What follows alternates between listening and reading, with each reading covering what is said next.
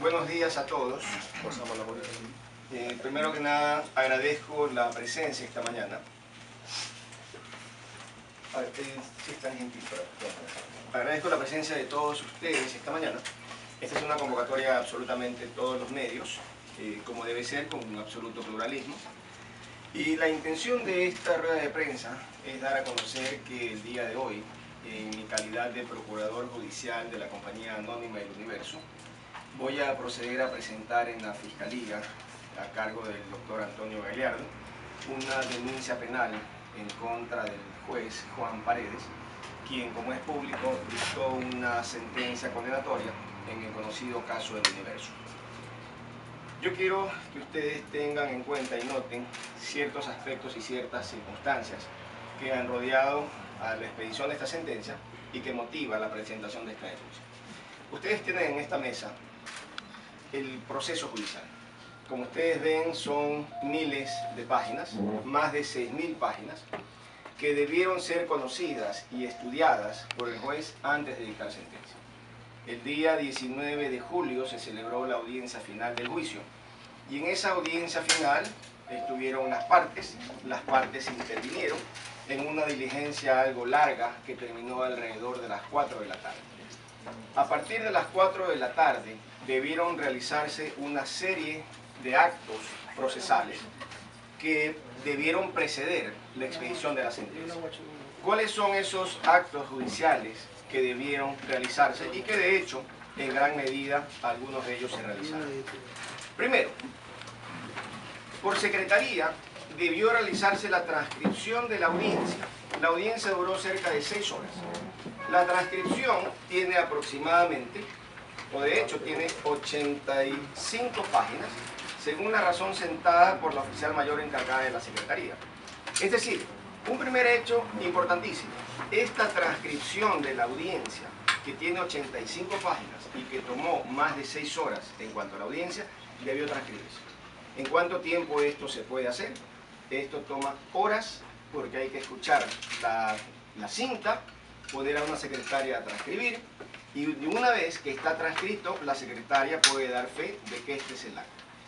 Sin embargo, y no obstante de que el contenido de esta acta puede o no ajustarse en la realidad a lo que pasó, lo que sí es cierto y confirmado es que en la página 2 de esta acta se hacen citas de artículos del Código de Procedimiento Penal que no son las citas que se leyeron durante la audiencia. Es decir, los artículos que aquí aparecen como 372 y 373 del Código de Procedimiento Penal, las citas de esta acta son citas derogadas. La pregunta es, ¿cómo es que alguien realizó la transcripción de la audiencia? En la audiencia se leyeron unos artículos y en el acta aparecen otros. Grave misterio. No obstante, después de que esta acta debió realizarse, debió agregarse al expediente, debió numerarse, y de hecho está numerada, el juez debió recién tener conocimiento de todo este expediente, que son miles de páginas. Sin embargo, misteriosamente, al día siguiente, 20 de julio, a las 4:12 de la tarde, se dicta la sentencia. Esta sentencia que tiene 156 páginas. Cosa muy interesante, 20 de julio a las 4:12. Esta sentencia tuvo que ser fotocopiada o tuvo que ser impresa para que pueda ser repartida a los diferentes casilleros judiciales, mínimo 7 impresiones, es decir, se imprimieron más de 1000 páginas.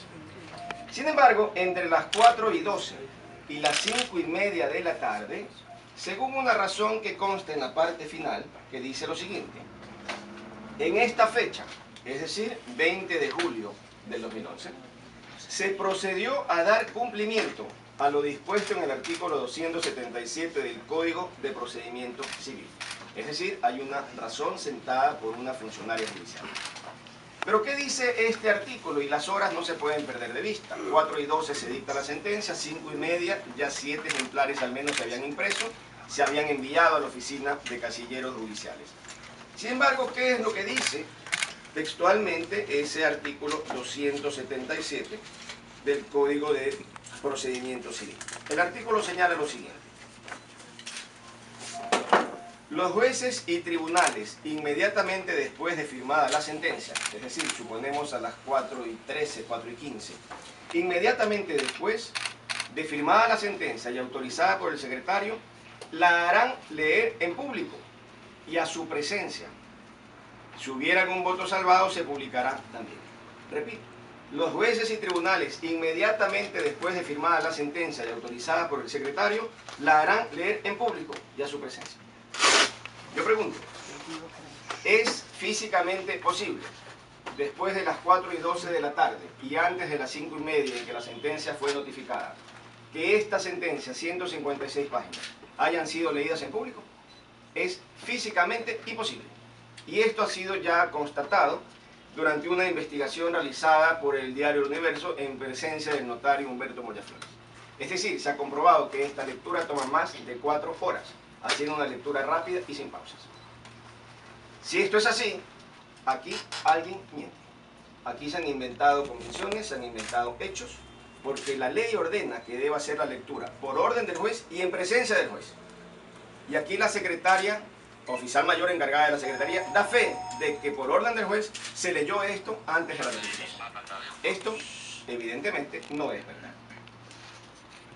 En declaraciones posteriores, ante varios medios de comunicación, Diario El Universo, Diario El Comercio y tantos otros que recoge el Internet, el denunciado, el juez denunciado, ha mencionado que esto sí era posible redactar la sentencia en tan poco tiempo, porque afirma que se realizó un escaneo de esa sentencia. ¿Tomando qué cosa? Tomando los argumentos de las partes que forman parte del expediente. Si esto fuera verdad, caben muchísimas interrogantes. Primero, ¿dónde se realizó ese trabajo de escáner? Porque en la función judicial a disposición de ese juzgado no existe, de lo que hemos podido confirmar, no existe un escáner para realizar ese trabajo. En algún medio de comunicación, Diario El Comercio, si no me equivoco, aparecen declaraciones del denunciado en el sentido de que ese trabajo se lo habría realizado en su casa.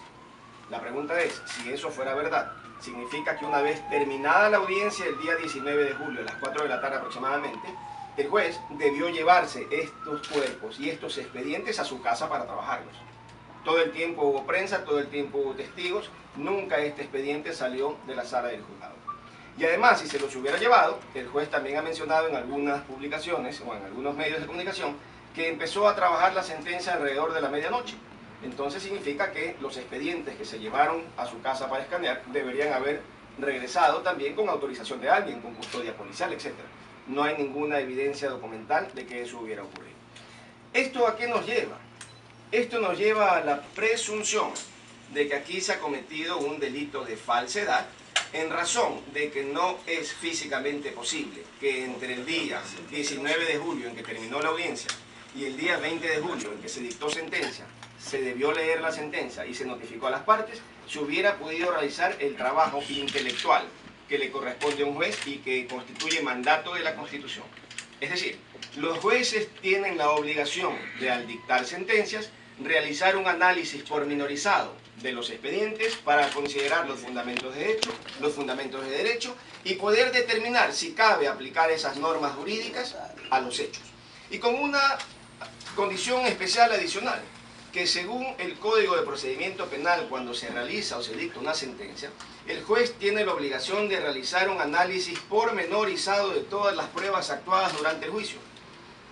La pregunta que cabe es, ¿se puede hacer un análisis pormenorizado de todas las pruebas dictadas o actuadas en el juicio y que forman parte de estos voluminosos más de 6.000 páginas en el brevísimo periodo que va desde las 4 de la tarde del 19 de julio a las 4 de la tarde del 20 de julio?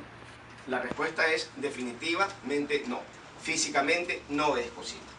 En consecuencia y en conocimiento de estas actuaciones en lo formal irregulares, que pueden constituir la comisión de un delito, puntualmente los delitos de falsedad ideológica y de prevaricato, la Compañía Anónima del Universo ha resuelto iniciar una acción penal en contra del juez y en contra de todos los demás autores, cómplices y encubridores de este suceso.